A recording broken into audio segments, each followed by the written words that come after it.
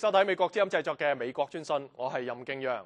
美國學校嘅男生佢哋嘅學業成績開始退步，並且遠遠不及女生。有關嘅情況咧已經開始普遍受到關注。下邊係我哋嘅記者斯威卡嘅報導。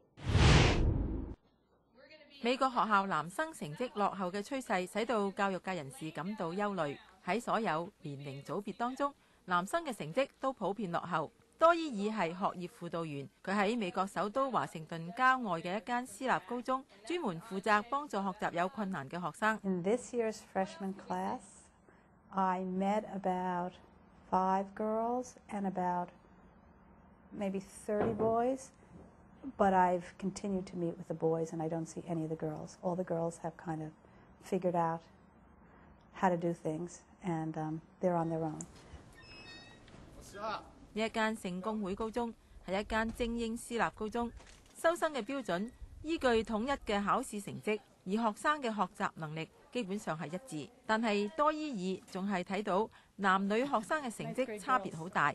A 14-year-old girl is academically more mature than a 14-year-old boy, and I think this makes a huge difference especially in the high school years.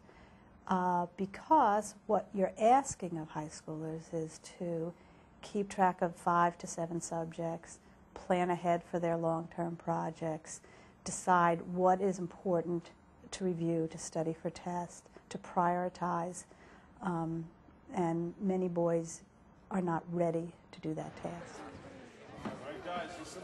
喺20年前，女生嘅學習不及男生，當時嘅解決辦法之一係招聘更多嘅女教師，因為佢哋更加知道女學生嘅需要。華盛頓地區一所私立男校嘅校長德維克恩特認為，呢啲對男生有所影響。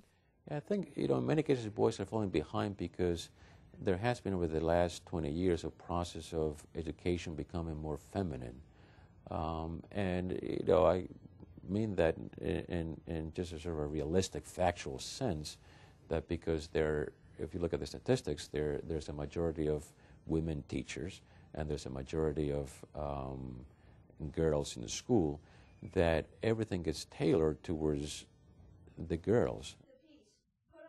克爾學校嘅教職員係清一色嘅男性。德維克恩特校長話：呢啲係為咗男生嘅特別需要。There have been studies, very interesting studies, about how boys hear differently from girls.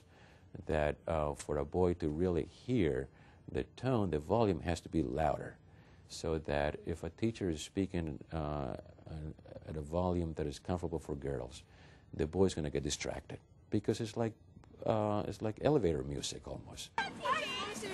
克爾學校嘅男生每日有4節小息嘅時間，佢哋可以打美式足球、擲雪球，發泄個性嘅精力。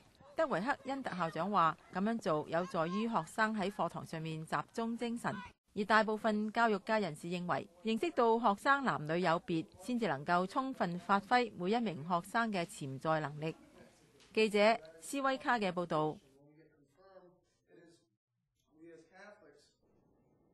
根據統計數字顯示火車可以話係最安全嘅交通工具。但係美國嘅運輸部就正在測試嘅一種新嘅科技，希望能夠減少火車嘅意外傷亡。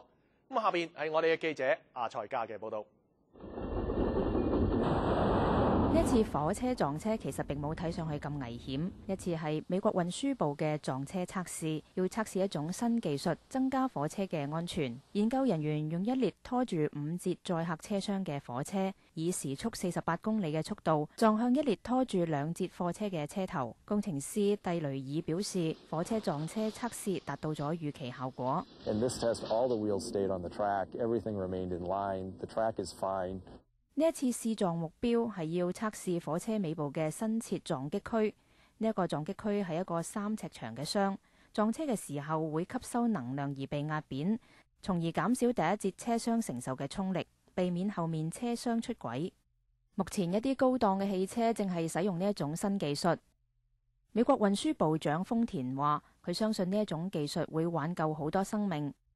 This new system will more than double the speed at which all passengers can survive a train crash 呢一項測試仲包括新式車內嘅安全裝置，可以減輕火車乘客喺撞車嘅時候身體所受到嘅衝擊。帕契哈德森喺去年加州發生嘅一宗火車撞車事件之中受傷。Some piece of the train had impaled me from the back.